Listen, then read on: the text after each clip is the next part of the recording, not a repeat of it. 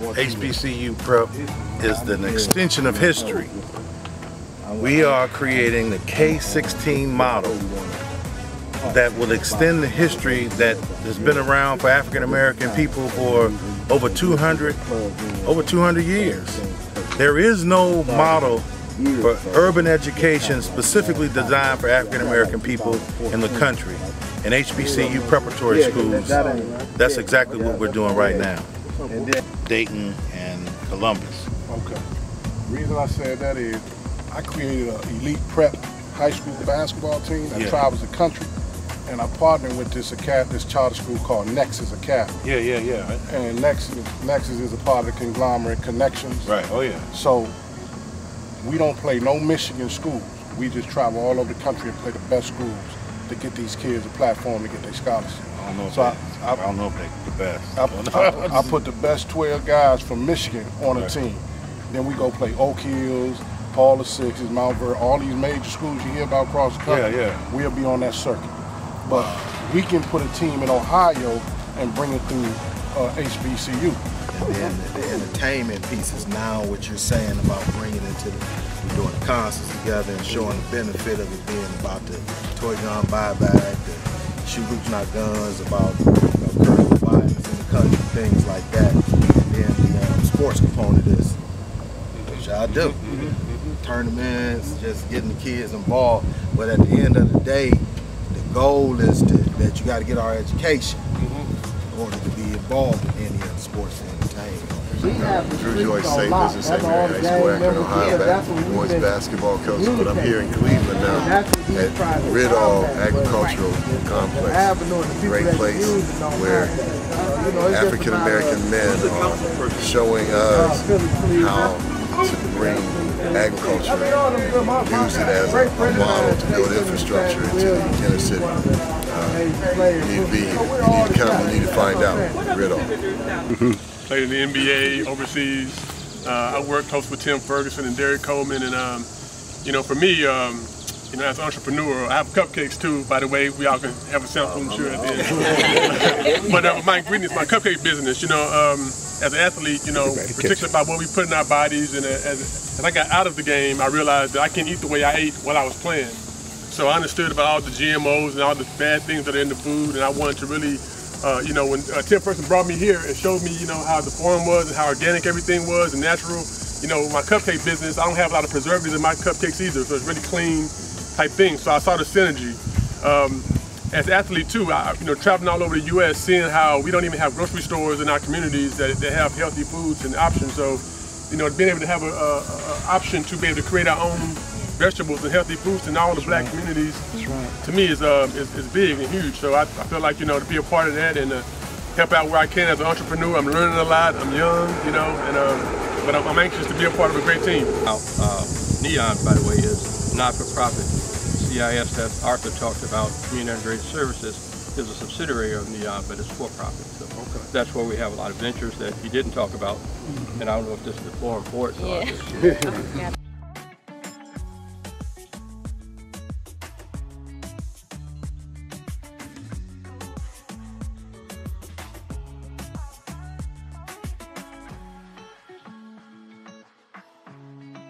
I guess I'm most excited about the fact that fewer people know me for that, more people know me for the work I do in the community, one of which is being a co-founder of this wonderful Ridall Green partnership.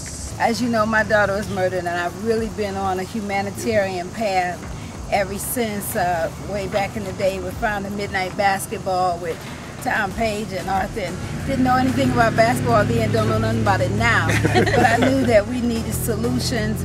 I'm really excited to say that we're getting ready to open our 4th school in Ghana, West Africa, thanks to Dr. Whitaker and Nana Adekwa. I just believe that one person can make a difference, and that we need to stop looking for everybody else to be that person and for us to become that person.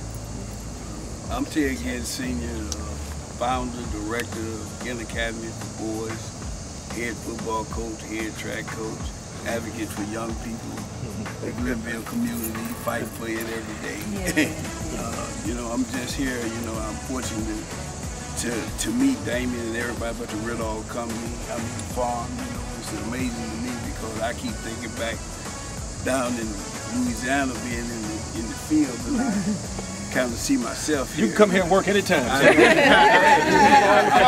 pretty good at it. You understand? But you know, I see the health and wellness situation in our school. I see it being a total educational plan. You know, everything that we try to do with young people and educate them, this is a major part of it. We do have a wellness program in the school, but I've tried to even get involved here to do so we'll be known for that. So I'm here for that. I'm here for anything to help our people. And our communities are failing, and our kids are failing. So anything that we can do together as African American people is a great opportunity to help children. So I'm just here to whatever it takes to make it happen. He's from Ghana, and he's one of our partners, and he can kind of talk to, you know, what he's been doing and understand about overall what we're trying to do with our mission in education, health and wellness, and just job creation globally and across the country. Thank you very much. I am coming from Ghana, West Africa.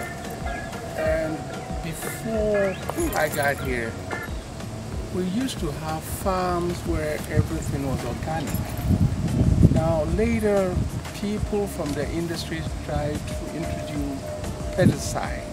So these days you see the farm, nobody weeds with the cutlass again.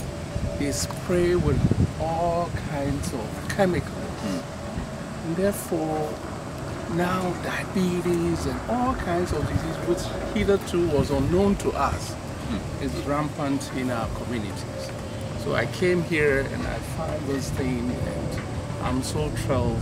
And I believe that trying to introduce it in our communities in Ghana, because now the food, you come to Ghana, the first thing you like is our pineapple. But these days, the pineapple is not even allowed to ripe. They use carbide and all kinds of things to boost the ripeness of the product. So it's amazing that it's being introduced here, and I'm very happy to be part of. Particularly, I'm wearing a hat with CIS and NEON and things that we're doing. We have created some sub-corporations across 4 domains: health, wellness, energy, and technology. And one of the projects that we are getting ready to finalize is the Eastside Market. So see Ted again over there. With the Eastside Market, we want to make sure that it's going to be something that is appealing in the community. It's going to have the Glenville color. The roof is going to be red. Okay, so we want to really make that to be a mecca. But one of the reasons why we're here is because, as Mr. Austin so eloquently said, we're going to be able to bring a health and wellness thing, partnering with the HBCUs and helping to put the structure on what we're talking about doing. So Mr. Austin will say a little bit more about it. So I'm definitely locked in. I can see sports as being a draw, and you know, that'd be get the kids' attention, the young folks' attention, so we can start teaching them young. When Tim talked about the education piece, we're gonna, you know, start from the elementary schools, man, and going up to the colleges, right? And of course, I attended HBCU, so they're dear to my heart. So I'm in. I'm all in. I think that big boys up in here. Yeah. We are all working to try to correct the psychological problem that we have. And I think that I'm here because mostly is we need to convince ourselves that we still have the capability to work with people like us to solve our own problems. And we have to prove that to ourselves and demonstrate that to other people. We are the most trusting people of other people and the most distrusting people of the people that look like us.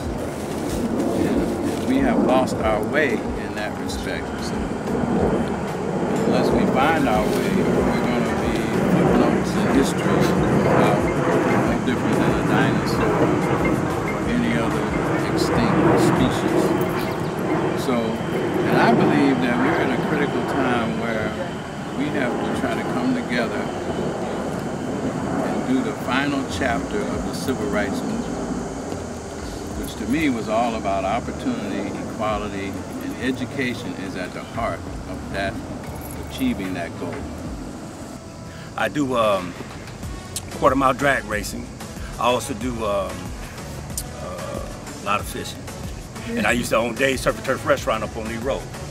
So we're bringing part of that to the kitchen also down here. So. Well, everybody, my name is Mark White. I'm the site manager here, and I'm your brother and friend, you know, for always and forever. My whole segue into this had to do with health and beauty. I'm a fashion designer by trade. I learned early on, very, very early as a young man. I was blessed to work with Oprah Winfrey, Wynton Marsalis, Spike Lee, and a few other entertainers that showed me that I could be confident enough in myself to do something beyond the paradigm that I was in, which was fashion. And so I felt that, and I understood that, you know, we are truly, as black folks, especially a people who are kind of trying to hide and cover up, as opposed to really, really come out from inside out. I really believe that we're an outer reflection of an inner condition, and I've always sought to bring that through my my fashion applications. So again, what we do here, as far as my particular portfolio, has to do with health and wellness. And so health and wellness has to do with kind of trying to help build your nutrition up, mineralize you, and to allow you to see the beauty that resides within you already. So you can throw the makeup away and throw away some of the false things that have kind of we've been relying upon and our crutch for a long time. So I'm that brother who's always going to be here to help, to assist. I'm your servant and your friend. I had a lot of experience around the world, and I just want to bring whatever I can to help everybody here, and that's the least that I could do. I didn't know what I was doing, but I think that we have several youth that have gone through our process and program, and they're leaders, you know what I'm saying? And we allow them to be that. So we want to keep doing that. Graduate. I'm a princess at Environmental Health Watch as well. But I started this 2 summers ago when I came to the summer program hosted with Environmental Health Watch and Red All Dream Partnership. And basically, I saw an opportunity that was presented at that moment. It's like, if an opportunity comes, what are you going to do? Are you going to take it or are you going to leave it? So I stuck around, and because I stuck around, I'm meeting so many wonderful people, doing many wonderful things in the community. I'm a youth leader, youth speaker, so I've been doing a lot of good things.